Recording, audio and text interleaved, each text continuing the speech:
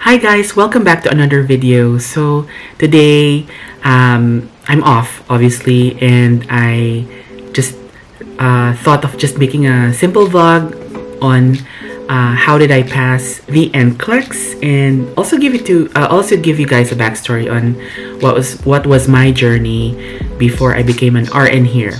I know you guys have already watched a lot of videos pertaining to foreign nurses or how did they study for the NCLEX, but I think my video would also help too. And before we start with the video, I want to ask you guys a little favor to like, share, and subscribe, and please watch until the end of the video. And without further ado, let's start. So just to give you a backstory of how I became a nurse here. So back, I think in 2016, I have applied through Board of Registered Nursing, of course, in the state of California, and I had to go through the application generally all by mail. Okay, and I didn't know back then that there was Breeze, and you could also apply through that portal, so I had to do everything by mail. Literally by mail. So I had to pay at least $200, I think, by manager's check. I filled out an application forms, everything by hand. And after that, I asked my school in the Philippines to prepare me all the transcripts, the diploma, and all the forms that the BRN wants them to fill out as well. So just to tell you guys, the BRN doesn't want, or it will not accept any requirements coming from you. It should be coming from the school. So it takes a little effort to go back and forth, communicating on what you need from the school, and etc, etc. So the timeline was probably around the back and forth in the application around 6 months. And when the BRN finally received the transcript from my school, they sent me a letter saying that I have a deficiency on MedSurg. The reason being is because my cases were not concurrent with the semester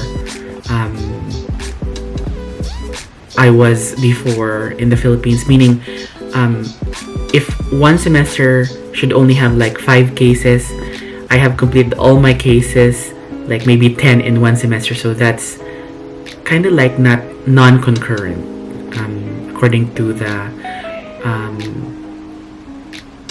Board of Registered Nursing. So after that, they told me to find a accredited school here in the US, well, actually also here in California specifically. And I went down to the website, the BRN website, and they actually have a lot of schools here in the state of California. And then of course I had to narrow down which schools that I like.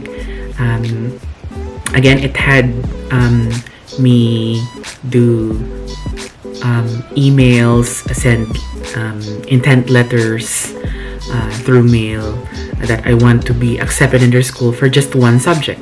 So back then I had a hard time because not all schools are accepting students, foreign nurses, because their priority was students who really enrolled for the whole program. So I waited for at least 3 months. I was working back then, and there's this one day I received a letter that I got accepted. I think that was an email or a letter for one of the schools, like maybe 30 minutes away from here, and which is very convenient for me because back then I wasn't driving that far, and I was given like one slot for MedSurg, but apparently they put me on MedSurg 4 in the 4th semester, and just to cut the story short, I did not pass just because I know it's not an excuse, but I graduated 2008, and the students or the classmates that I was with were like super sharp in their memories, fresh in their memories on the nursing knowledge they have. And I had a very challenging time, so I didn't pass on that first school. And going fast forward to the second school, I found another school, luckily, and it was like an hour away from my house. And again, I did not pass the second try, and again, just because I got overwhelmed and I wasn't able to keep up, because again, I was working as well, and I was really tired, guys. so fast forward again on 2018 or 2019, I mean, I finally had this last school, which is out of state, which thankfully the state board of registered nursing approved of it, and I finished the deficiency of med-surg, and I didn't take the NCLEX right away. I know that was 2019. I finished the deficiency, and then 2020 of August, I took the NCLEX, and I finally passed. And I had to really prepare for it. Well, not super pressured about it, but I tried to be just be taking it easy. Not super easy. I kind of pressured myself a little bit too, but that's gonna be discussed. How did I prepare for it, the NCLEX, on the next video or maybe next segment.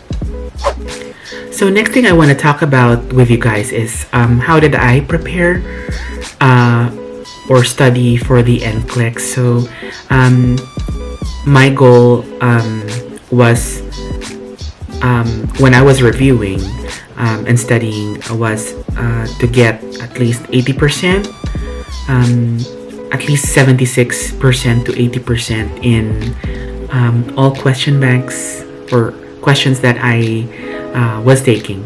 So what were my resources? I used for Q banks, I just use UWorld. That's all. And for the contents, I just basically use handouts, like printed handouts that I have. I was just being resourceful, guys. So I didn't have any specific, and I'm not sure if I'm allowed to really share with you guys which handouts I have right now or I used before. That was from a review center. So aside from that, content handouts, I also used the La Charity. That's very helpful, guys, because some of the questions in the NCLEX were like prioritizations on which patient to deal with first, triage, and that really helps, the La Charity. In terms of how did I do my routine, so I did it by system. Like, for example, I started with, for example, respiratory system, and I read the contents, the whole handout contents about respiratory system, and after that I answer at least 20 to 25 questions. So I know it is really not that much in terms of questions, but it's just me. It's based on my opinion. It's just me. I don't want to get overwhelmed because I have tried a lot of questions to answer after reading contents, and it really overwhelmed me. So once, for example, I pass the 76 to 80% mark on the 20 to 25 questions from that specific system, respiratory system, for example. Then I move on to the next system, for example, circulatory system or cardiovascular, whichever you want, and then the cycle goes on. You need to get 76 to 80%.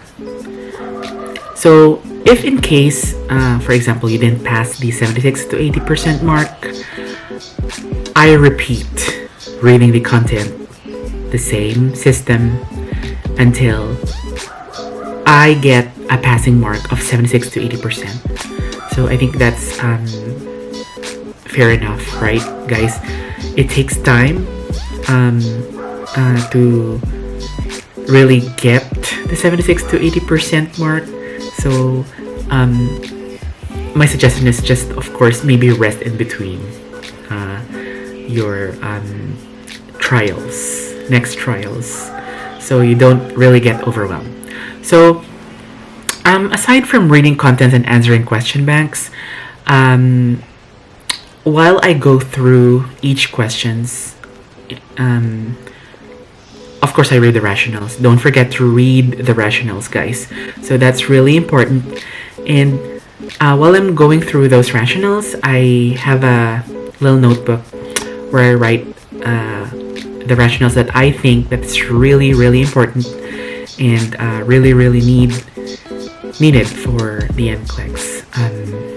It just really depends on you. It's not you really need to memorize this and to memorize word per word. Just understand the rationales and just maybe read it when you have time or you have free time, and that would really have retention in your head. So that's how I dealt with my NCLEX routine, NCLEX study routine. And guys, content is key and practice after. Okay, that's it. So last part I want to share with you guys is our advices on how did I emotionally and maybe mentally prepared for it, for the NCLEX, regardless if it's NCLEX RN or PN. So first off, get plenty of rest, guys. Don't super stress yourself. Again, as I have said earlier, take breaks, little breaks in between.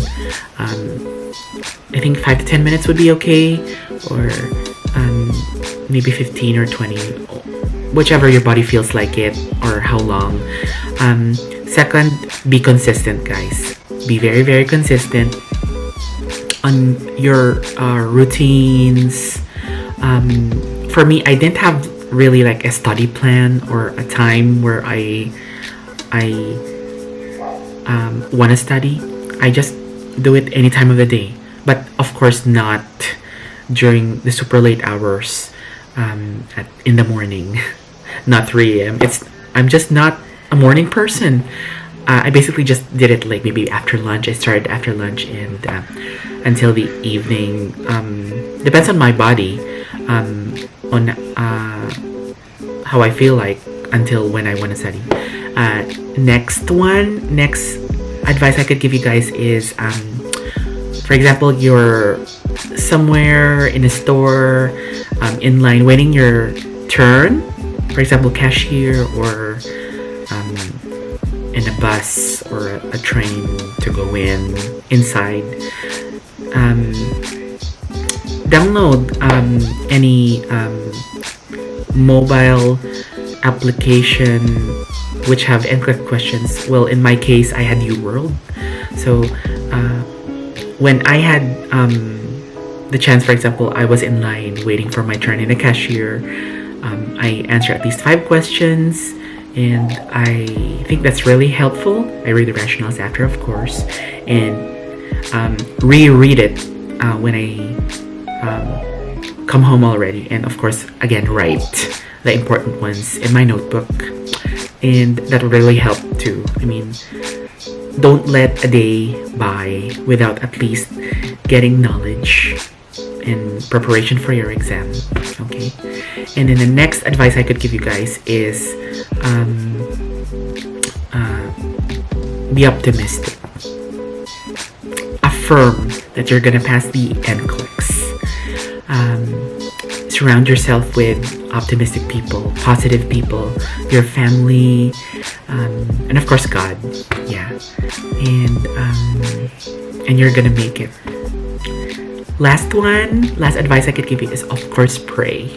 Pray, affirm to God, to the universe, that you're an RN. You could actually just, of course, affirm it also by writing your name in your notebook or anywhere, and affixing an RN title in the end, and that makes you also optimistic that you're gonna pass the NCLEX. So that's it. I hope you guys liked the video, learned something from it, and if you have questions or any comments, but please no bad comments, just comment down below, and don't forget to subscribe, and stay safe. Thank you, God bless, and always wear your mask. Love you guys. Bye.